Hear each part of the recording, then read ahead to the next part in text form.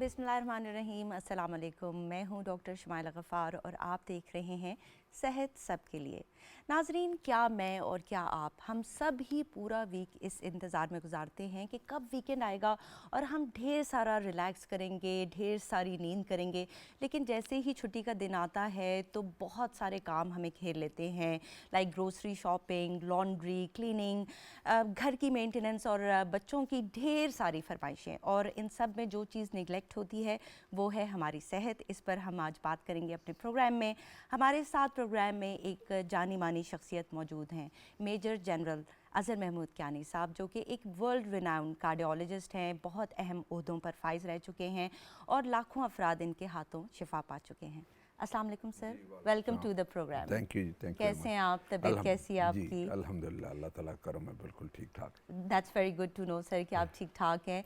Sir, मैं पूछना ये चाह रही हूँ आपसे प्रोग्राम का आगाज़ करते हुए कि जिस तरह कि मैंने कहा कि हमारी ज़िंदगी इतनी ज़्यादा स्ट्रेसफुल हो गई है, तो इसमें हम अपनी सेहत का ख्याल कैसे रखें?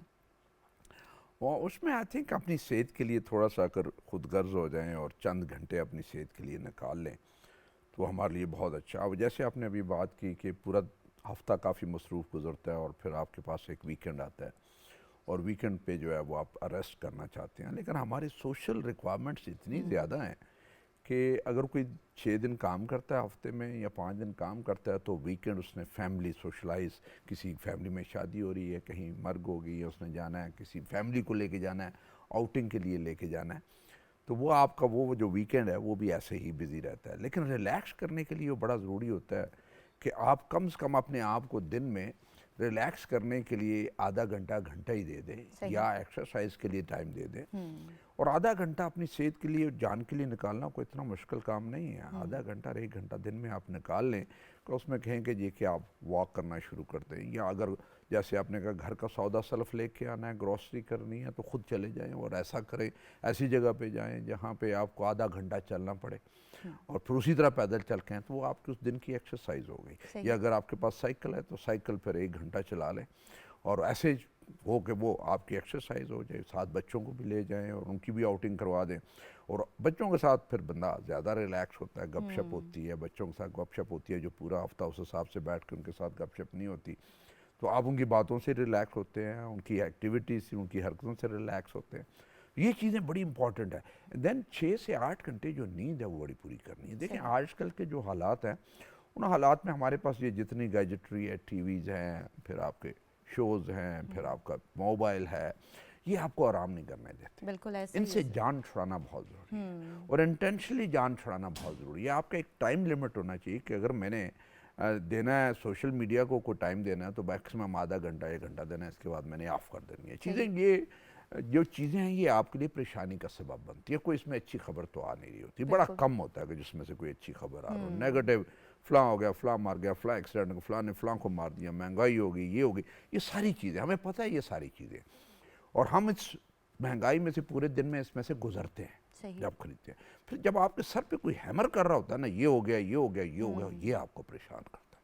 ये बहुत ज़्यादा एक्चुअली आप फेस कर रहे हैं और आप महसूस भी कर रहे हैं, आप कर भी रहे हैं, लेकिन आप जब आपके सर पे कोई बार बार फेंकता है और आपका सोशल मीडिया पे आता है या टीवी पे आता है तो ये आपको परेशान करता है और बहुत ज़्यादा परेशान करता है। इसलिए आई थिंक इससे जान छुड़ाना बहुत मुश्किल, ज़बरदस्ती जान छुड़ानी है। हाँ, ये बहुत आपका एक टाइम ज़रूरी लिमिट होना चाहिए कि अगर मैं रात को घर पे आया हूँ तो ठीक है, काम काज करके चलो 9 बजे की मैं आखिरी खबरें सुन लेता हूँ, क्या हुआ पूरे दिन में, क्या हुआ, क्या होने वाला है, सुबह मैंने कि दिन अपना कैसे स्टार्ट करना है, उसके बाद उसे ऑफ कर दे। इसी तरह सोशल मीडिया, हाँ जो ज़रूरी है, इमरजेंसी है, फैमिली का, बहन भाइयों का कोई ज़रूरी कोई मैसेज आता है जो आपने रिस्पॉन्ड करना है वो कर ले, बाकी सारी चीज़ें छोड़ दें। वो टाइम जो आपके पास कहीं बैठ के ज़ाया कर रहे हैं जैसे करें, उसमें बेशक आप देख लें कि कोई चीज़ें आपके मैसेजेस हैं वो देख लें और उसको उस हिसाब से यूटिलाइज करके, लेकिन अपने आप को सोशल मीडिया पे और टीवी और टॉक शोज़ पे वो परेशान ना करें। अगर टीवी देखना भी है तो ऐसे प्रोग्राम देखें जिसमें आप रिलैक्स हो, ना कि आपकी टेंशन बढ़े। बिल्कुल सर, ऐसे ही आजकल मैं देखती हूँ टीवी पर ड्रामास जो हैं उनमें जो म्यूज़िक इस्तेमाल किया जाता है वो भी इतना लाउड होता है कि बजाय इसके कि बंदा रिलैक्स करे, वो आप और ज़्यादा स्ट्रेसफुल फील करते हैं। तो आपने बड़ी अच्छी बात की कि अपने लिए वक्त निकालना बहुत ज़्यादा अहम है, जिसे वाइट स्पेस कहा जाता है, और इसको क्रिएट करना पड़ता है, अपने लिए टाइम निकालना पड़ेगा हम लोगों को। यहाँ पर एक कॉलर है हमारे साथ। अस्सलाम वालेकुम। वालेकुम सलाम जी, मेरा नाम मंसूर है, हजीरा आज़ाद कश्मीर से बोल रहा हूँ। जी मंसूर साहब, सवाल पूछें। सबसे पहले तो बहुत शुक्रिया, नाश्ते के साथ साथ हम सेहत के लिए हम प्रोग्राम देख रहे हैं। जी बहुत और शुक्रिया। सवाल ये है कि मेरा जो है ना कोलेस्ट्रॉल ज़्यादा है और यूरिक एसिड भी और बीपी भी हाई रहता है, तो कितना इसको ज़्यादा? कंट्रोल करने के लिए क्या करना चाहिए मुझे? ठीक है, आप कह रहे हैं कि ज़्यादा है, तो कितना ज़्यादा है? 350 कोलेस्ट्रॉल है और यूरिक एसिड 7.8 है। ठीक है, इसके लिए आपने ब्लड कुछ प्रेशर, किए? बीपी कोई, मेरा रहता है 140/90। ठीक है, तो इसके लिए आपने कुछ किए, कुछ खुराक में कंट्रोल, कोई वॉक वगैरह करते हैं आप? वो इसीलिए फिर आप बताएंगे ना कि क्या करना चाहिए मुझे। ठीक है, चले तकलीफ हम कोई आपको तकलीफ बताते हैं है क्या कोई? करना चाहिए। आप ये बताइएगा आपकी उम्र कितनी है? मेरी 40 है जी। ठीक है, कोई डायबिटीज़ वगैरह तो नहीं है आपको? नहीं, ठीक है, नहीं है जी। फैमिली में किसी को है ये प्रॉब्लम, दिल का मसला? मेरी मेरी मदर को बीपी रहता है अच्छा, और ठीक शुगर भी है। चलें, बहुत सिम्पटम्स शुक्रिया हैं। कॉल करने का। चलो जी ठीक। जी सर। अच्छा जी जी, आई थिंक इन्होंने, मेरा ख्याल है अगर इन्हें कोई तकलीफ़ होती तो वो हमें बता देते जी कि मुझे ये भी साथ तकलीफ़ होती है कोलेस्ट्रॉल ज़्यादा होने के अलावा, यानी यूरिक एसिड भी ज़्यादा है और कोलेस्ट्रॉल भी ज़्यादा है। फैमिली में उन्होंने नहीं बताया कि किसी का है ज़्यादा कि नहीं, क्योंकि ये फैमिली ट्रेट होता है। वालदा को और इनके ब्लड प्रेशर का प्रॉब्लम है, लेकिन कोलेस्ट्रॉल का उन्होंने जी, नहीं बताया। उसमें जब एक दफ़ा आपको कोलेस्ट्रॉल ज़्यादा हो ना, तो कोशिश ये करें कि सारे बहन भाइयों का कोलेस्ट्रॉल जो है वो चेक हो जाए। ठीक है, और कई दफ़ा फैमिली में आता है और फिर आपने उसी हिसाब से डील करना होता है, जीन्स में, विरासत में आपको मिलता है। और ये बहुत ज़्यादा है, 350 कोलेस्ट्रॉल बहुत ज़्यादा है बहुत ज़्यादा। जी। इनका यूरिक एसिड है कुछ ज़्यादा, 7 आखिरी हद होती है इनका, 7 से ज़्यादा है थोड़ा सा, वो कंट्रोल हो जाएगा। इसमें से जो सबसे पहले आपने बात की थी कि क्या आपने कोशिश की कि खुराक से या एक्सरसाइज से कंट्रोल करें, तो खुराक जो है इसमें बड़ी सादा होना चाहिए, जिसमें सब्ज़ी और दालों का इस्तेमाल ज़्यादा हो, खुश्क रोटी हो, पराठा जो है वो कभी कभार इस्तेमाल करें। गोश्त का इस्तेमाल कम हो, उससे कोलेस्ट्रॉल बहुत ऊपर जाता है। तली चीज़ों से कोलेस्ट्रॉल बहुत ऊपर जाता है, मक्खन, दही, घी, ये ऐसी चीज़ें जिससे ऊपर जाता है वो ज़रा कम करें यूज़, लेकिन कम अवॉइड उसको इस्तेमाल करें। सलाद का और फ्रूट का और सब्ज़ी का इस्तेमाल आपके लिए बहुत ज़रूरी है, और कम से कम आधा घंटा डेली जो है वो एक्सरसाइज करनी चाहिए। लेकिन इनका कोलेस्ट्रॉल इतना ज़्यादा है कि इनको उसके लिए दवाई भी लेनी पड़ेगी, ये बहुत ज़रूरी है। और मैं इन्हें मशवरा दूंगा कि मैं, अगर ये इनके पास कागज़ पेन है तो एक जो है वो दवाई लिख लें, उसमें रोविस्टा, ROVISTA, रोविस्टा 10 मिलीग्राम, ये बड़ी थोड़ी खुराक है, नॉर्मली 40 मिलीग्राम से शुरू करते हैं, ठीक, मैं आपको बड़ी थोड़ी डोज से शुरू करवा रहा हूँ। 10 मिलीग्राम एक रात को खाने के बाद ले लें, सही। और साथ एक्सरसाइज वगैरह करें, और महीना एक करके हमें दोबारा टेस्ट करवा के बता दें। यूरिक एसिड के लिए जो है वो टैबलेट है GoUric, GOURIC, 40 मिलीग्राम की एक टैबलेट सुबह नाश्ते के बाद, ये रात को खाने के बाद लेनी है कोलेस्ट्रॉल वाली, और ये सुबह नाश्ते के बाद लेनी है। लेकिन साथ साथ क्योंकि इनके टेस्ट ख़राब है, इनको अपना सारा एग्जामिनेशन करवा लेना चाहिए।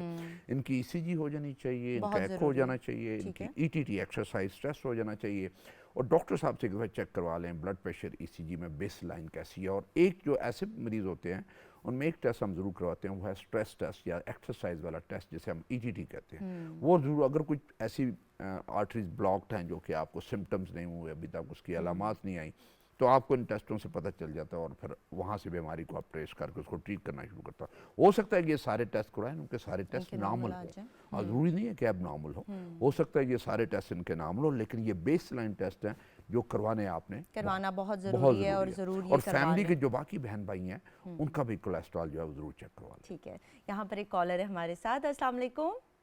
वालेकुम अस्सलाम। जी, कौन कहाँ से बात कर रहे हैं? मैं मलक अब्दुल रहीम अटक से बोल रहा हूँ जी। जी, सवाल पूछे।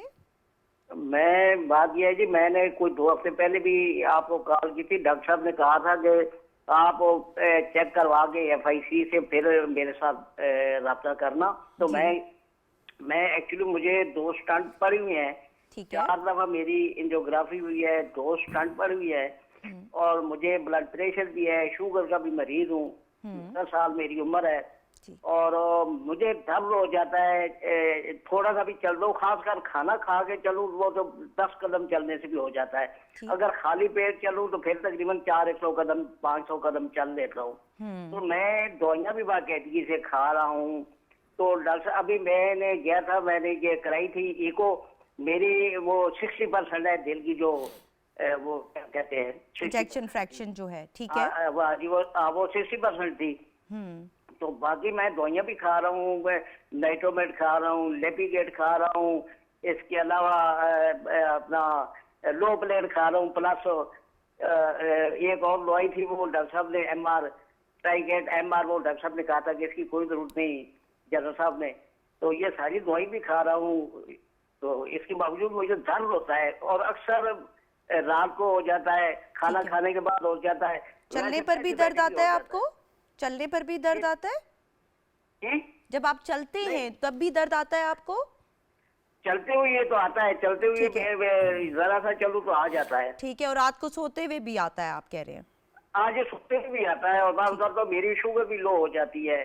ठीक है, और दवाइयाँ भी खा रहा हूँ, लेकिन छाती में मुझे दर्द जो है ना, ये होता है। ठीक है, आपने बड़ा अच्छा किया कि हमें कॉल किया, आपके सवाल का जवाब लेते हैं, और बहुत शुक्रिया कि आपने हमें जो फॉलो अप है वो उसकी अपडेट दी है हमें। जी सर, आप क्या कहना चाहेंगे? जी आई थिंक उसमें हमारा ये था कि इन्हें दवाइयाँ खाने के बावजूद और इतने स्टेंट डलवाएं, इतनी दफ़ा एंजियोग्राफी करवाई और इन्हें दर्द होता है तो मसला है, इनको एंजाइना है, और वो जो खाने के बाद इन्हें होता है और चलने के बाद होता है, वो इनका प्रॉब्लम है। और रात को सोते हुए भी आ रहा है। देखें, एको जो है ना वो टेस्ट होता है जो आपको बताता है कि हार्ट डैमेज तो नहीं हुआ, पहले हार्ट अटैक तो नहीं हुआ, उसकी पंपिंग कैसी है, उसमें कोई और पैदाइशी तौर पे कोई चीज़ तो नहीं है, ये इनका नॉर्मल आया, ये F60 पर नॉर्मल है। लेकिन इनको जो करने वाले थे ना, इनका या तो CT एंजियो होता, वो जो CT स्कैन होता है, वो CT एंजियोग्राफी वो वाली होती, या फिर प्रॉपर एंजियोग्राफी हो सकता है कि वो जो स्टेंट पहले डले हैं वो ब्लॉक्ड हों, या फिर नई जगह पे नई बीमारी। और दूसरा ये था कि इनकी दवाइयाँ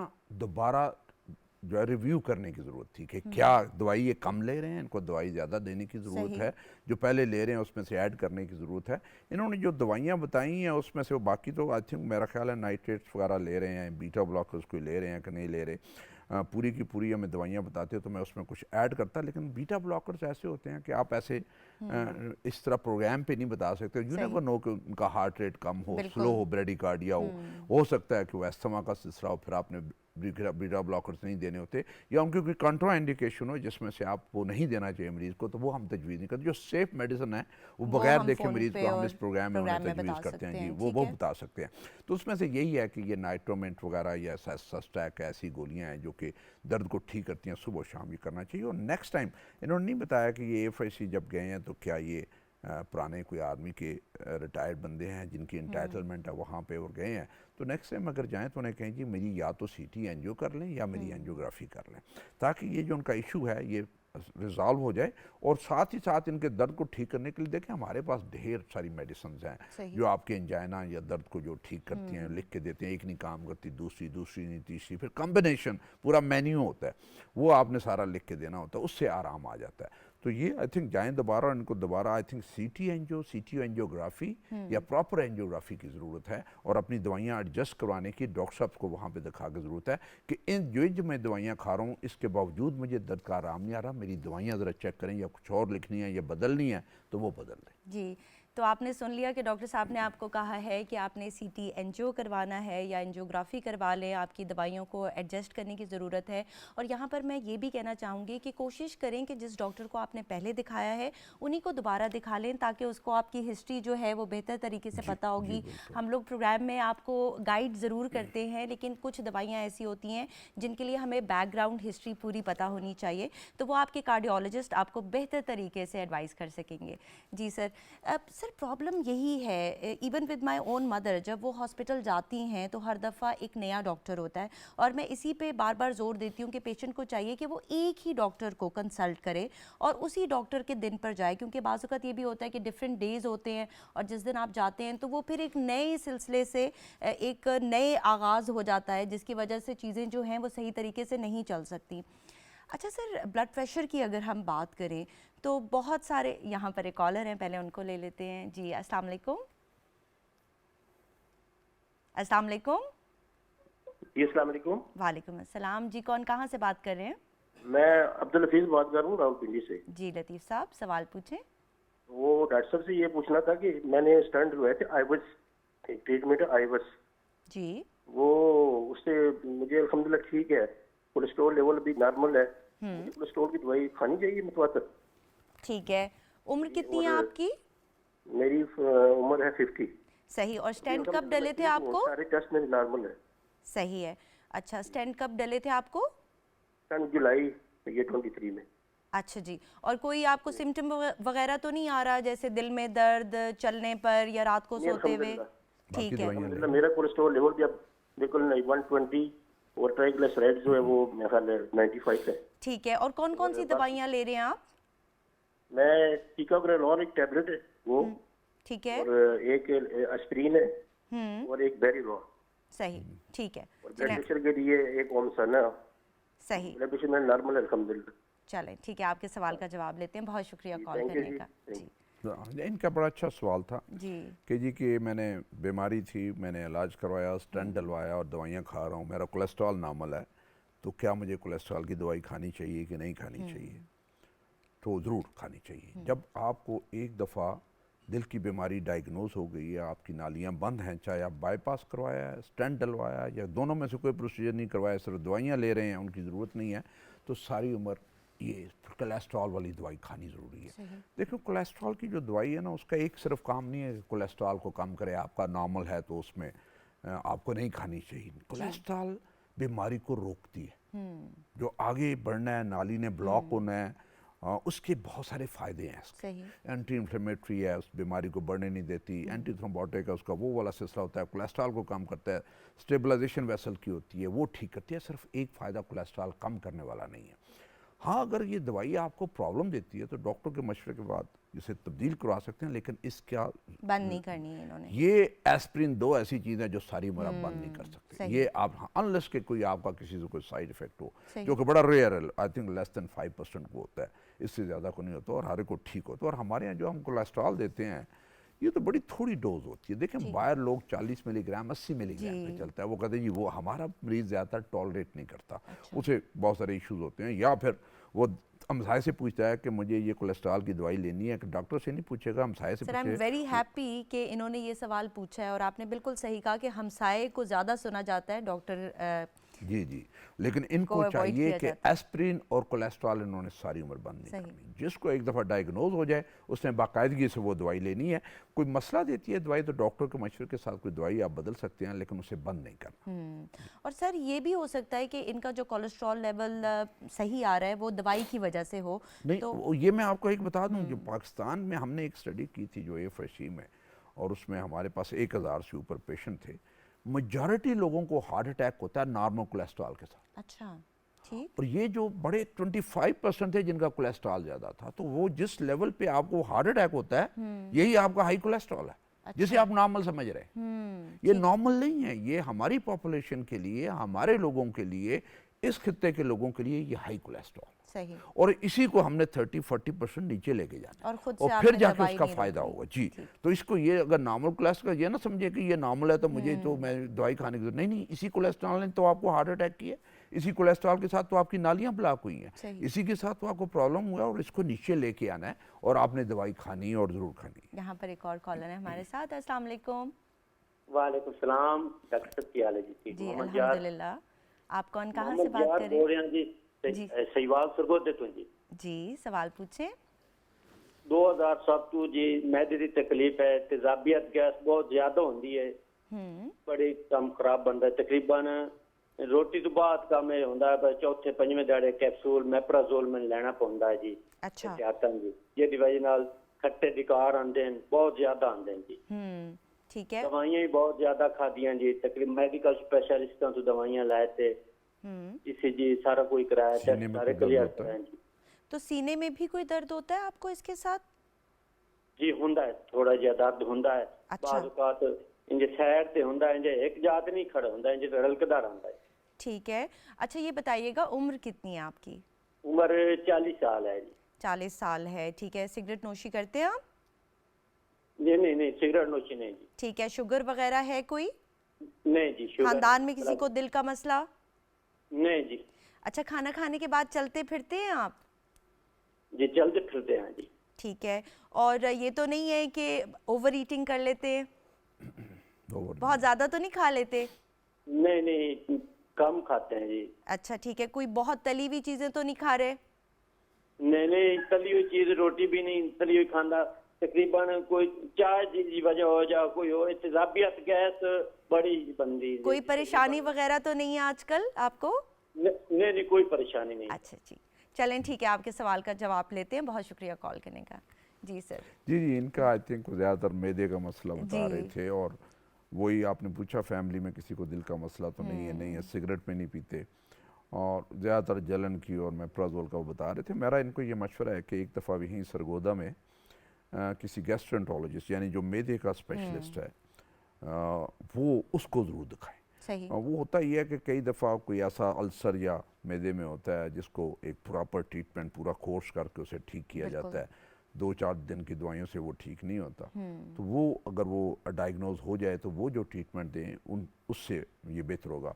और मेरा इनको ये मशवरा होगा कि वहाँ पे गैस्ट्रोएंटरोलॉजिस्ट इन्हें मिलेगा जो कि मैदे का स्पेशलिस्ट है, वो यहाँ हमारे वहाँ सरगोदा CMH में भी मिल सकता है।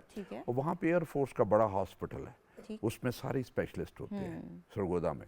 वहाँ मैदे के स्पेशलिस्ट के पास जाएं। और भी स्पेशलिस्ट है, मैदे के जो स्पेशलिस्ट हैं वो हो सकता है कि स्पेशल इनकी एंडोस्कोपी जी वो करें, वो नाली डाल के ज़रा देखें मैदे में कोई ज़ख्म तो नहीं है, ज़ख्म है तो उसका फिर इलाज कर लें। लेकिन ये दिल वाला इनका मसला नहीं, दिल वाला मसला नहीं है इनका। और सर यहाँ पर वो भी बता दीजिए कि किस तरह से जो मैदे का दर्द है वो बाज़ औक़ात दिल का मसला भी हो सकता है, तो उसके लिए क्या करना चाहिए? बिल्कुल होता ही है। जैसे आपने इनसे सवाल किया था कि अगर आपको मैदे में दर्द, पेट में दर्द चलने पे होता है, एक्सरसाइज करने से होता है, कोई वजनी चीज़ उठाने से होता है, गुस्से की हालत में होता है, या रात को होता है और आपके पसीने निकाल देता है, तो वो दिल का दर्द हो सकता है। जब तक उसका शक ना निकल जाए आपने इसकी जान नहीं छोड़नी, क्योंकि बहुत सारे लोग उसे मैदे का मसला बनाए रखते हैं और जब तक कि हार्ट अटैक हो नहीं जाता। तो बहुत सारे डॉक्टर भी इस हार्ट अटैक को मिस करते हैं। जो मैदे में दर्द होता है और घबराहट और पसीना आता है और हार्ट अटैक आपको हो रहा होता है और आप इसे पहचान नहीं पाते, कई दफ़ा ईसीजी करते हैं वो भी नामुमकिन, टेस्ट करवाते हैं ब्लड टेस्ट वो भी नामुमकिन है, लेकिन जब तक वो हार्ट स्पेशलिस्ट को या हार्ट वाले अस्पताल में नहीं दिखाएंगे तो उस वक्त तक ये पिक नहीं होगा।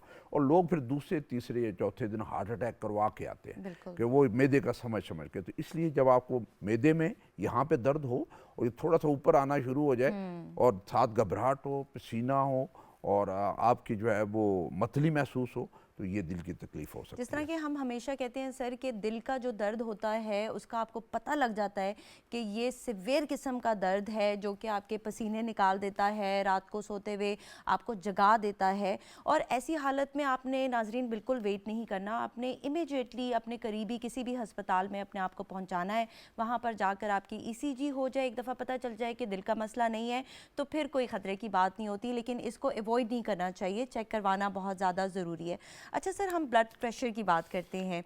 बाज़ औक़ात ये होता है कि sir again there is a caller, उनका कॉल लेते हैं। जी अस्सलाम वालेकुम। अस्सलाम वालेकुम। वालेकुम सलाम जी। जी कौन, कहाँ से बात कर रहे हैं? मेरा नाम जी नज़ीर अहमद है और मैं लाहौर से बात कर रहा हूँ। जी नज़ीर साहब सवाल पूछें। मेरी उम्र है 47 साल। मैंने 30 जनवरी 2023 को बाईपास करवाया था और ना बाकी तो मेरे मामला ठीक है, लेकिन ना मैं मतलब ना मेरी पसली में दर्द होता है जब मैं हाथ को हरकत देता हूँ ना अपने, किसी को भी कोई गिलास दूध उठाने के लिए या कोई बटन बंद करने के लिए दूधी का ऊपर करता हूँ तो मेरी पसली में दर्द होता है। पसली में दर्द होता है आपको? हाँ जी हाँ जी। अच्छा ठीक है, उसके लिए कोई पेन किलर वगैरह आपने लिया है, उससे आराम आ जाता है या नहीं? हाँ जी, ये एक पेन किलर है मेरे पास, वो मैंने खाई थी तो मुझे ना आराम था। उसका नाम है नेबरोल 4। ठीक है, उससे आराम आ जाता है। ठीक है, अच्छा कोई आपका सांस वगैरह तो नहीं फूल रहा या दिल में तो दर्द नहीं आ रहा आपको? कॉल उनकी ड्रॉप हो गई है, लेकिन इनका सवाल ये था कि इनको दर्द आता है, कभी कभी आता है और न्यूब्रोल 4 जब ले लेते हैं तो ठीक हो जाता है। हाँ नहीं, आई थिंक उनका सवाल सही था। जब देखें छाती पे जब भी बाएं तरफ किसी को दर्द होता है तो हमेशा ख्याल दिल की तरफ जाता है। तो हर दर्द जो छाती में बाईं तरफ होता है वो दिल का दर्द नहीं होता, पट्ठों की वजह से हो सकता है, हड्डियों की वजह से हो सकता है, अंदर फेफड़े हैं, झिल्ली है, उसकी वजह से हो सकता है। और हर दर्द को एक दफ़ा जब आप 40 या प्लस एज में हो तो आपको शक निकालना दिल का बहुत ज़रूरी है। उसमें देखना होता है कि आपके ख़ानदान यानी वालदैन, बहन भाई, ददयाल ननियाल में किसी को दिल की तकलीफ़ तो नहीं है, आपको शुगर ब्लड प्रेशर तो नहीं है, आप सिगरेट तो नहीं पीते, या फिर आप नस्वार तो नहीं रखते, या सिगार या हुक्का तो नहीं पीते। ये सारी चीज़ें जो हैं दिल के अटैक की तरफ लेके जाती हैं। लेकिन जैसे अभी इनकी ऐसी एज है और पसली में दर्द होता है, ये न्यूब्रोल 4 दर्द की गोली है वो खाते हैं, उससे इन्हें आराम आ जाता है। तो हो सकता है ये दिल वाला दर्द हो, लेकिन इन्हें चाहिए कि इस उम्र में अपने सारे जो दिल टेस्ट के करवा टेस्ट लें। हैं, ब्लड टेस्ट हैं, उसमें कोलेस्ट्रॉल का, शुगर का, किडनी का टेस्ट है, CPI ये करवाएं, अपना चेस्ट एक्स ज़रूर करवाएं, एको करवाएं, और एक ETT साल में एक दफ़ा वर्जिश वाला टेस्ट जो स्ट्रेस टेस्ट है वो ज़रूर करवा लें। अगर वो नॉर्मल है तो फर्स्ट क्लास है, लेकिन ये जो बता रहे हैं इससे लगता ही है कि शायद इनका ये मस्कुलर दर्द है और पट्ठों का दर्द है, ये दिल वाला दर्द नहीं है, लेकिन एहतियातन ये टेस्ट करवा लेने चाहिए। सही। अच्छा सर, यहाँ पर एक और कॉलर है हमारे साथ जी। अस्सलाम वालेकुम। जी वालेकुम बहन, मैं जावेद इकबाल बोल रहा हूँ गुजरांवाला से। जी जावेद साहब, सवाल पूछें। जी, मेरा सवाल ये है डॉक्टर साहब से कि मेरा कोलेस्ट्रॉल जो है ना अक्सर ज़्यादा रहता है, एक्सरसाइज वगैरह करता हूँ और ब्लड थिनर गोलियाँ छोड़ियाँ लेता हूँ ना, तो उससे कोलेस्ट्रॉल खत्म, लेकिन ट्राइग्लिसराइड जो ना एक बीच में एलिमेंट है, तो वो मेरे कम नहीं होते, वो मामूमन ज्यादा ही रहते हैं, तो उसका वो क्या मतलब एहतियाती तदाबीर इख्तियार की जाए या क्या किया जाए? ठीक है, कितना होता है आपका ट्राइग्लिसराइड? कोई आपको तकरीबन वैल्यू पता है? ये 5 से प्लस होता है, मतलब जो है ना वो आगे जो 500 से? लिखा हो। जी जी 500 से होता है ज्यादा? ये इधर हम जो टेस्ट करवाते हैं ना 5.1 या इस तरह करके लिखा होता है, और ठीक है। हाई रिस्क सामने लिखा होता है हाई रिस्क। ठीक है। ठीक है, तो और आप इसके कोलेस्ट्रॉल लिए कितना रहता है? जी, कोलेस्ट्रॉल कितना रहता है आपका? कोलेस्ट्रॉल तकरीबन नॉर्मल 4.5 इस तरह वो आ जाता है, लेकिन ये भी बॉटम पे ही है, मतलब जो है ना। शुगर है? ठीक है, शुगर है आपको? जी शुगर वो कंट्रोल्ड है? कंट्रोल्ड है, प्री डायबिटीज स्टेट पे रहती है। कितना आप कितना HbA1c HbA1c आपका कितना था? HbA1c मेरा है 6.4। ठीक है। अच्छा, आप ये बताइएगा कि आप कुछ डाइट में परहेज वगैरह कर रहे हैं? सीधी बात है, कोई नहीं करता। सही। अच्छा, वॉक वगैरह करते हैं आप? वॉक साइकिलिंग थोड़ी बहुत करता हूँ, और वॉक शॉक भी जो है थोड़ी बहुत करता हूँ, लेकिन ज्यादा प्रॉपर नहीं करता। जी, और वजन कितना है आपका? वजन 92 kg। और हाइट कितनी है आपकी? हाइट है 5 मेरी है 176 सेंटीमीटर जो है ना। अच्छा ठीक है। और खानदान में किसी को दिल का मसला है? नहीं, कोई नहीं। तंबाकू नोशी करते हैं आप? पहले करता था, काफी अर्सा हो गया, छोड़ दिया 2015 से। अच्छा चलें, ठीक है, आपके सवाल का जवाब लेते हैं। बहुत शुक्रिया कॉल करने का। जी सर। जी आई थिंक इनमें सवाल इनका अच्छा सवाल था। एक तो ट्राइग्लिसराइड वाकई इनके ज़्यादा हैं, और वो जितने भी शुगर वाले मरीज़ हैं और स्पेशली शुगर के अनकंट्रोल्ड हैं या ओवरवेट हैं, जिनका वज़न ज़्यादा है और जो वॉक नहीं करते, उनके ट्राइग्लिसराइड ज़्यादा होता है। अच्छा।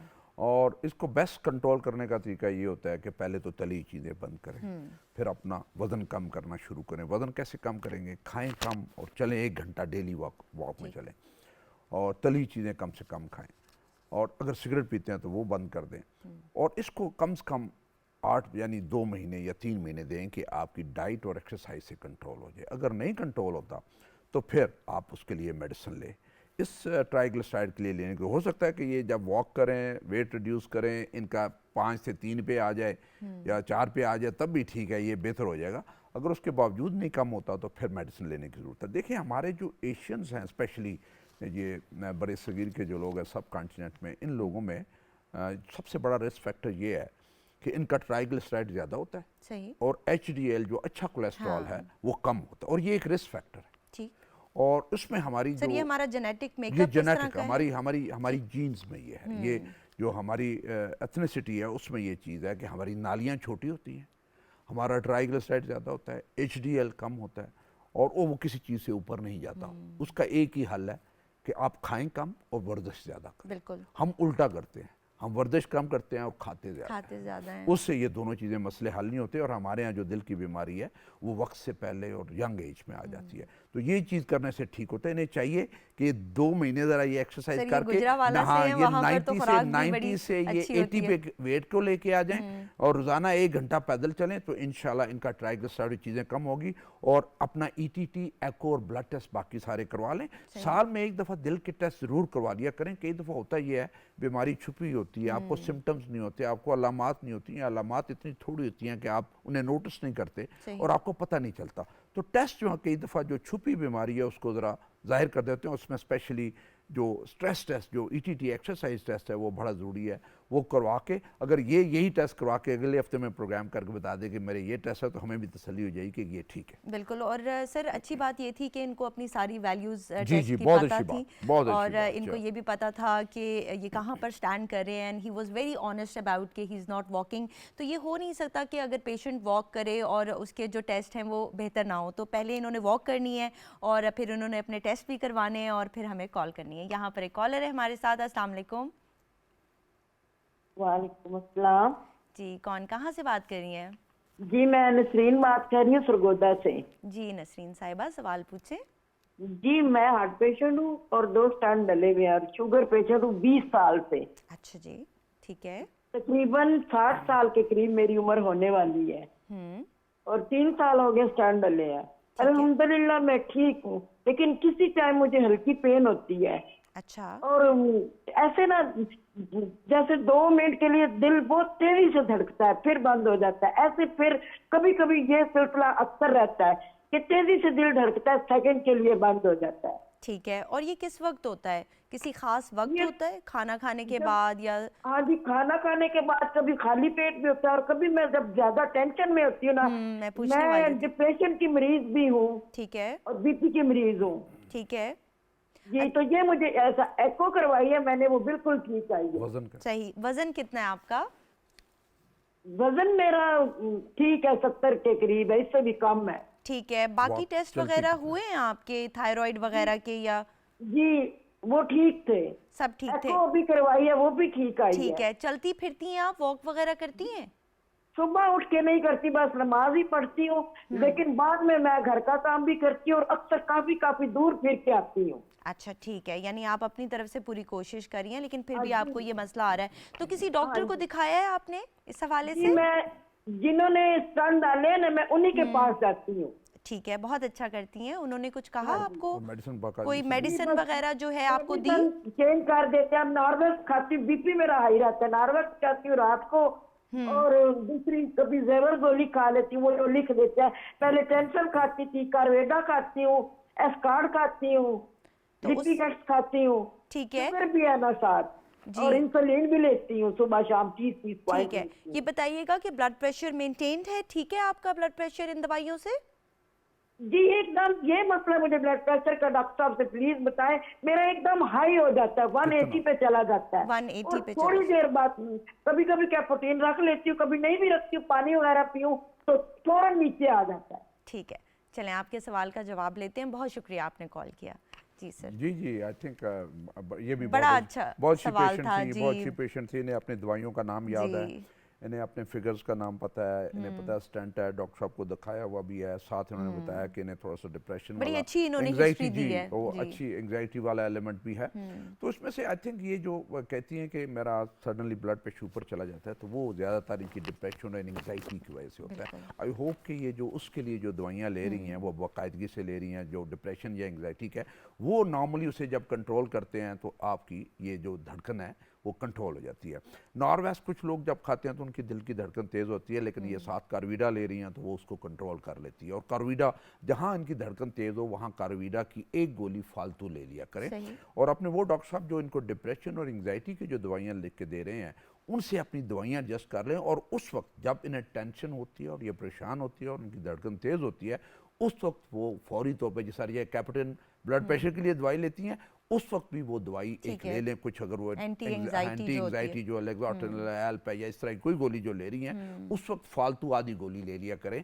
जब इन्हें ये एंग्जाइटी या परेशानी होती है तो इनका ब्लड प्रेशर भी कंट्रोल होगा और ये जो घबराहट होती है, दिल की धड़कन तेज़ होती है, ये भी कंट्रोल होगा। सही। अच्छा सर, ख़वातीन में हमने देखा है कि जैसे ही वो 40 क्रॉस करती हैं या मीनोपॉजल हो जाती हैं तो उनमें भी कोलेस्ट्रॉल ज़्यादा हो जाता है। तो ख़वातीन को क्या करना चाहिए? क्योंकि मोस्टली ख़वातीन ये कहती हैं कि हम घर का काम करें, तो क्या घर का काम इज़ इक्विवेलेंट टू एक्सरसाइज या नहीं? देखिए वो कुछ ना कुछ तो एक्टिविटी है जो घर का काम कर रही है, लेकिन वो बैठ के काम है, वो फिजिकल काम है। आप चल नहीं रहे, आपके बाजू नहीं हिल रही, आपकी टांगें नहीं हिल रही। आप अगर वॉक करेंगे आधा घंटा लगातार करेंगे तो उसका और फ़ायदा है। घर का जो काम करेंगे वो फटीग है, बैठे रहते हैं, आपकी फिर जोड़ भी नहीं हिलते, टांगे भी नहीं हिलते, पट्टे कमज़ोर होते चले जाते हैं टांगों के, और आपको फिर बाद में थकावट महसूस होती है, कमज़ोरी महसूस होती है, क्योंकि पट्ठे बिल्डअप ही नहीं होते, उनकी टोन ही नहीं ठीक होती, मजबूत नहीं होती। जो पट्ठा इस्तेमाल नहीं होता, जो टांगों के या बाजू के पट्ठे इस्तेमाल नहीं होते, वो धागे बनते चले जाते हैं, कमज़ोर होते चले जाते हैं। यूँ जो आप उनको इस्तेमाल करते हैं, पट्ठे स्ट्रांग होते हैं और मोटे होते चले जाते हैं और आप में ताकत आती है, कमज़ोरी नहीं होती। बहुत ज़्यादा जो आपके जिस्म में दर्दें होती हैं, वो दर्दें किसी बीमारी की वजह से नहीं होती, वो इनएक्टिविटी, जब आप कोई एक्सरसाइज नहीं करते, आपके पट्टे सुकुड़ते चले जाते हैं, आपको दर्दें शुरू होती है। जो ही आप एक्सरसाइज बाजू की, टांगों की करते हैं, आपकी हर चीज़ जो अपनी जगह पे आ जाती है और आपकी ये दर्दें ठीक हो जाती है। इसलिए चलना ज़रूरी है। घर का काम काज करें, ज़रूर करें, लेकिन 1 घंटा अगर आपको टाइम नहीं मिलता तो यहाँ तो सहन बड़ा है, तो उसमें वॉक करने आधा घंटा घड़ी रख के कि इतना आधा घंटा मैंने चलना है, ये बहुत जरूरी ये है। करा। और अगर सहन छोटा है जिसमें वॉक नहीं कर सकते तो घर में सीढ़ियाँ होंगी, मैं कहने वाली थी तो कि सीढ़ियाँ सीढ़ियाँ जो ऊपर हैं, नीचे it's उतरें best form चढ़ें, of और ये exercise। आपकी बेस्ट एक्सरसाइज हो जाती है। मैं स्पेशली उन लोगों के लिए कह रहा हूँ जो जवान है, कंपैरेटिवली जवान है, जिनकी 50-60 से जिनकी कम उम्र है, वो सीढ़ियाँ, अगर घर का सहन छोटा है, सीढ़ियों को एक्सरसाइज के लिए इस्तेमाल कर लिया करें। लेकिन सहन में भी अगर छोटा भी है तो घड़ी सामने रख के उसमें तेज़ चलना शुरू कर दें और आधा घंटा वॉक करें, ये आपकी एक्सरसाइज है। बिल्कुल। अच्छा सर, ये भी है ना कि ख़वातीन जब घर का काम कर रही होती हैं तो उस वक्त वो ज़रा स्ट्रेस में होती हैं, तो हम चाहते हैं कि जब वो एक्सरसाइज करने जाएं तो उनके माइंड पर भी एक अच्छा इफ़ेक्ट पड़े, उनके जो जोड़ हैं वो भी इस्तेमाल हो रहे हैं, मसल्स भी यूज़ हो रहे हैं, और बहुत ज़्यादा ज़रूरी है कि वो मेंटली भी रिलैक्स्ड हों। घर का काम करते हुए usually they are stressed out. मैं आपको बताऊं कि घर की 4 दीवारी से निकलना बहुत ज़रूरी है, खुली जगह। सर यहाँ पर एक कॉलर है, उनको ले लेते हैं और फिर इस डिस्कशन को आगे बढ़ाएंगे। जी अस्सलाम वालेकुम। अस्सलाम वालेकुम। जी कॉल ड्रॉप हो गई है। एक्चुअली आज हमारे प्रोग्राम में माशाल्लाह कॉलर्स एज यूजुअल बहुत ज़्यादा आ रहे हैं और हम चाहते हैं कि हर पॉइंट पर हम स्ट्रेस करें और डिस्कस करें। जी सर, आप कुछ बोल रहे थे। देखें, एक जो है ना, मुझे अगर एक घर में बंद कर दें और मुझे बता दें कि इस घर से आपने बाहर नहीं निकलना, तो मेरे लिए वो बहुत बड़ा प्रेशर होगा कि मैं खुली जगह देखना चाहता हूँ, जहाँ पे रोशनी मुझे नज़र आए, खुली ओपन एयर नज़र आए, मुझे खुली हवा लगे। आपके लिए डिप्रेशन होती है जब आप घर में बंद रहते हैं। बिल्कुल। आप जब निकलते हैं, इसलिए मैं कहता हूँ कि सौदे के लिए खुद निकले, उस घर से बाहर निकले, कोई बहाना बने घर से बाहर निकलने का। लोगों को देखते हैं इर्द गिर्द, ज़िंदगी लोगों की चल रही है, मसरूफ़ है, कोई चल रहा है, कोई सही चल रहा है, कोई गलत चल रहा है, किसी की टांग खराब है, सही तरीके से चल नहीं रहा। आप लोगों को देखते हैं कि उनकी एक्टिविटी कैसे जा रही है। घर में आप नेगेटिव सोचते रहते हैं, बाहर निकलते हैं तो आपको दुनिया जो है नजर आती है, तो आप रिलैक्स करते हैं, और जितना आप बाहर निकलते हैं और आपको रोशनी नजर आती है खुली, उसका पॉजिटिव इफेक्ट होता है। उसमें ऐसे आई थिंक केमिकल जो है वो बनते हैं दिमाग में जो आपको रिलैक्स करते हैं, वो रिलैक्स करते हैं। इसलिए घर से निकलना बहुत ज़रूरी है और एक्टिविटी और चलना जो है वो बहुत ज़रूरी है। ये बड़ा इंपॉर्टेंट है। हम चाहिए कि वो, जैसे होता है कि कुछ लोग हैं, वो ऐसी कंजर्वेटिव सोसाइटी होती है जो औरतों को कहते हैं कि वो सौदा ना लेने जाएं, लेकिन नहीं, उन्हें इजाज़त दें, एक्सरसाइज चादर वादर करके जाएं, अपना सौदा वौदा लेके आएँ, ताकि उनका एक बहाना बने।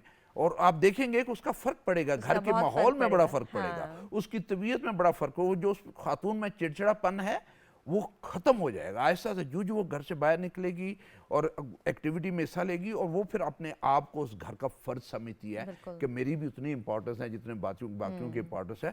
तो उसकी चिड़चिड़ेपन में और उसकी साइकी में फ़र्क पड़ता है, और ये करना बहुत ज़रूरी है, और सबके लिए करना बहुत ज़रूरी है। यहाँ पर कॉलर है हमारे साथ। अस्सलाम वालेकुम। जी वालेकुम सलाम मैडम जी, मैं बरकत अली बात कर रहा हूँ डेरा इस्माइल खान से। जी बरकत साहब, सवाल पूछें। जी मेरा डॉक्टर साहब से सवाल है कि मेरी खुराक ठीक ठाक खुराक है मेरी, लेकिन जिस्म कमजोर होता जा रहा है दिन ब दिन। अच्छा ठीक है, उम्र क्या है आपकी? मेरी तकरीबन 23 साल उम्र है और मैं देहात का रहने वाला हूँ। ठीक है। अच्छा, भूख आपको कैसी लगती है, कम लगती है या ज्यादा? भूख भी ज्यादा लगती है। मेरी प्रैक्टिस भी ठीक ठाक है, मतलब मैं एक्सीवेटर मशीन का ऑपरेटर हूँ, तो सारा दिन काम होता है। ठीक है। इसके साथ कोई और मसला भी हो रहा है, जैसे कि स्टमक अपसेट होना, बार बार बाथरूम जाना? नहीं जी, मेरा तो तकरीबन ये जो गर्मियों का मौसम है इसमें ब्लड प्रेशर लो रहता है। ठीक है। और गर्मी ज्यादा लगती है क्या आपको? हाँ जी, गर्मी ज्यादा लगती है। थायराइड के टेस्ट हुए आपके? नहीं जी, टेस्ट नहीं करवाए, ये जो है ना उसकी दवाई ली है ब्लड प्रेशर की। अच्छा, ब्लड प्रेशर कितना रहता है आपका? मेरा ब्लड प्रेशर रहता है तकरीबन तो बहुत कम हो जाता है, कभी कभी चक्कर आने लग जाते हैं ना। तो ब्लड प्रेशर की दवाई आपको ज्यादा ब्लड प्रेशर के लिए दी है या कम ब्लड प्रेशर के लिए आप दवाई इस्तेमाल कर रहे हैं? बराबर के लिए दी है, और डॉक्टर साहब ने बोला कि सुबह सुबह अंडा खाया करो। ठीक है। तो वो भी खा रहा हूँ। तो खुराक कैसी है आपकी? खुराक अच्छी लेते हैं आप? देसी खुराक है ये, जो घी हो गया, लस्सी, और ये जो खुराक है यही। ठीक है, चलें आपके सवाल का जवाब लेते हैं। बहुत शुक्रिया कॉल करने का। जी सर, यंग पेशेंट हैं और वेट लॉस हो रहा है और आई थिंक इनको थायराइड का मसला है, क्या कहना चाहेंगे आप? नहीं, उसमें कई दफ़ा होता ये है कि आप वो कहते हैं जी मैं मोटा नहीं हो रहा और मेरा वजन नहीं चढ़ रहा।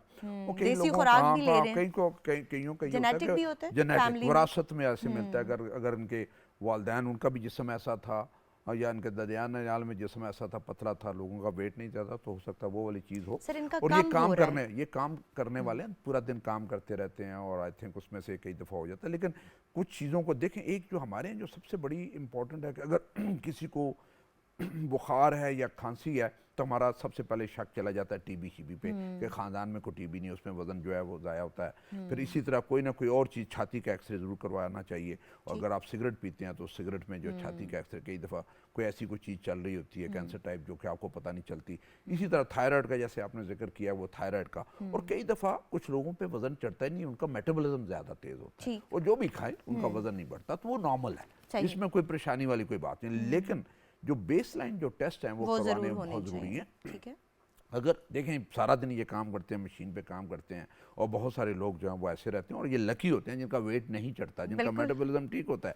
जिनके ऊपर वेट ज़्यादा चढ़ता है वो तो परेशान रहते हैं, जिस वजन को मैं कम कैसे करूं, मैं थोड़ा खाता हूं तभी वजन मेरा बढ़ जाता है। कुछ लोग तो सर देखते हैं उनका वजन बढ़ जाता है। ये नॉर्मल होता है, लेकिन फिर भी चाहिए कि नहीं अपने डॉक्टर साहब के पास जाके छाती का एक्सरे, ब्लड टेस्ट, थायराइड के टेस्ट ये ज़रूर करवा लें। मुझे ये नॉर्मल लगते हैं, लेकिन हो सकता है कि ये इनके जब बिल्कुल, यानी बेसलाइन टेस्ट जो है आप ज़रूर करवा लें, अपने डॉक्टर को दिखा लें ताकि रूल आउट हो जाए कि कोई बीमारी नहीं है आपको, और फिर आप जो है वो जो खाते पीते रहते हैं वो खाएं ज़रूर। और लेकिन घी का कम इस्तेमाल, और घी जो है नॉर्मली देखें जब भी चिकनाई ज़्यादा होगी तो उसमें मसल देखें, अगर आप पराठा खाना चाहते हो तो बेशक हफ्ते में एक दिन खा लें, बाकी दिन सालन के साथ सूखी रोटी खा लें, ज़्यादा बेहतर है, वो आपके लिए आगे बीमारियों से बचा के रखता है। सर यहाँ पर कॉलर है हमारे साथ, उनको लेते हैं। अस्सलाम वालेकुम। वालेकुम सलाम जी, कौन कहाँ से बात कर रहे हैं? आबिद अली उकाड़ा से। जी आबिद साहब, सवाल पूछें। अच्छा मैडम, मेरी वाइफ के सर में ना जब दर्द होता है ना तो वो इतना शदीद दर्द होता है तो वो 24 घंटे तक दर्द जाता नहीं है। अच्छा, ठीक है। तो इसकी बहुत ज़्यादा परेशानियाँ। और दूसरा ना CMS से हमने मेडिसिन दी है, तो उन्होंने ये दो तरह की हमें टैबलेट दी हैं, क्योंकि अभी प्रेगनेंसी का भी इशू है ना, तो इस वजह से वो मैं गोलियां भी नहीं देता हूँ क्या कि कोई ऐसा मसला ना बने। ठीक है। तो और ये जो चाहिए या नहीं हमें? ठीक है, सर का जो दर्द है ये इनको पहले भी आता था या प्रेगनेंसी में स्टार्ट हुआ है? पहले कभी भी नहीं सर में दर्द हुआ था, ये अभी से शुरू होने लगा। तकरीबन 6 महीने हुए हैं और हमारी शादी को हुए तकरीबन 2 साल हो गए। ठीक है। और ब्लड प्रेशर वगैरह चेक करवाया है इनका? ब्लड प्रेशर नॉर्मल होता है मैडम, कभी कभी हाई पे जाता है, वैसे ठीक तो है, नॉर्मल ही होता है। ठीक है। और टेस्ट वगैरह इनके सब हुए हैं, वो ठीक है? जी टेस्ट वगैरह भी सब क्लियर हैं। ठीक है। और जो दवाई इनको डॉक्टर ने दी है वो क्या दवाई दी है, आप जरा बताएंगे? उन्होंने दी है जी कोरेस टैबलेट। अच्छा, ठीक है। ये एक टैबलेट दी है उन्होंने या कुछ और भी दिया है? एक ये और एक दी है क्यूसार्टन। ठीक है, सार्टन भी दी है इनको। ठीक है, तो आप ये बताइएगा कि ये इनकी फर्स्ट प्रेगनेंसी है, इससे पहले इनको कभी ब्लड प्रेशर वगैरह का कोई मसला नहीं रहा? नहीं, इससे पहले नहीं हुआ। ठीक है। वॉक वगैरह कर रही हैं? वॉक वगैरह अभी शुरू की है, तकरीबन 10-15 दिन हुए हैं। सुबह टाइम भी करती हैं 15-20 मिनट और शाम के टाइम भी। और वजन कितना है इनका? वजन तकरीबन कितना ज़्यादा 45 के करीब। ठीक है, ठीक है। और फ्लूइड इनटेक ठीक है, पानी वगैरह पीती हैं? हाँ जी, पानी वगैरह भी पीती हैं। ठीक है, चलें आपके सवाल का जवाब लेते हैं। बहुत शुक्रिया कॉल करने का। सर प्रेग्नेंट हैं और अब इनको इस तरह से सर का दर्द आ रहा है कि वो 2-2 दिन तक रहता है और कोई मेडिसिन नहीं यूज़ कर रही हैं बिकॉज ऑफ प्रेगनेंसी, तो क्या करना चाहिए? क्या शादी से पहले भी ये दर्द होता था कि नहीं होता था? कह रहे नहीं था शादी से पहले। बहुत सारी ख्वातीन को जो माइग्रेन वो वाला दर्द होता है, और उसमें से कई दफ़ा वैस्कुलर हेडेक होते हैं और आपने सिर्फ एक पेन किलर या रिलैक्सन लेना होता है, और कई दफ़ा जब प्रेगनेंसी होती है उसके अपने एक इश्यूज़ होते हैं, लेकिन इस तरीके से नहीं होता। ये छोटे छोटे इश्यूज़ हैं, कोई बड़ा मसला नहीं है। अगर ब्लड प्रेशर नॉर्मल है, आइस स्पेशलिस्ट को एक दफ़ा ज़रा दिखा लें और होपफुली आई थिंक, और देन प्रेगनेंसी है तो इन्हें चाहिए कि ये जो ब्लड प्रेशर की जो दर्द की गोली हो, पैनाडॉल के अलावा कोई और गोली ना लें, यानी 2 पैनाडॉल एक टाइम पे ले सकती हैं, दिन में 3-4 दफ़ा ये ले सकती हैं। और कोई ऐसी दवाई जो है वो गायनेकोलॉजिस्ट या अपने मेडिकल स्पेशलिस्ट की मर्ज़ी के बगैर ना लें जो कि प्रेगनेंसी को अफेक्ट करती हों या बच्चे की ग्रोथ को या उसकी डेवलपमेंट को अफेक्ट करती हों। तो बहुत सारी दवाइयाँ ऐसी होती हैं जो आपको प्रेगनेंसी में जिनसे परहेज़ या एहतियात करनी होती है, और वो अपने गायनेकोलॉजिस्ट और जो मेडिकल स्पेशलिस्ट को दोनों को पूछ के तो फिर इस्तेमाल करें। जी। और सर ये है जिस तरह कि इन्होंने कहा कि दर्द आता है तो ये कोई रिलैक्सेशन टेक्निक्स यूज़ कर सकते हैं, वो जाकर लेट जाएं थोड़ी देर के लिए। कई दफ़ा स्ट्रेस से हो जाता है, एंग्जाइटी से हो जाता है, ये सारी चीज़ हो जाती है। आई थिंक बेस्ट ये होता है कि आप पैनाडॉल के अलावा कोई फ़िलहाल कोई मेडिसिन ना अनलेस आपका कोई ब्लड प्रेशर अगर ज़्यादा है 120, 30, 40 से ऊपर आ जाता है तो फिर आप कोई दवाई ले लें। ब्लड प्रेशर ये कह रहे थे कि ठीक है, तो बस फिर आई थिंक शायद द पेन किलर की जो कि पैनाडॉल है उसके अलावा और कुछ चीज़ लेने की ज़रूरत नहीं है। बस अपने आप को हाइड्रेटेड रखें और सही से रेस्ट वगैरह करें तो इंशाल्लाह इनको अफाका हो जाएगा। अच्छा सर, ब्लड प्रेशर की तरफ आते हैं, ये मेरा सवाल था जो कि अभी तक रह गया था क्योंकि माशाल्लाह कॉलर्स बहुत ज़्यादा थे। तो सर जिस तरह के ऊपर वाला ब्लड प्रेशर हम हमेशा कहते हैं कि जो एक नॉर्मल रेंज है वो 120/80 है।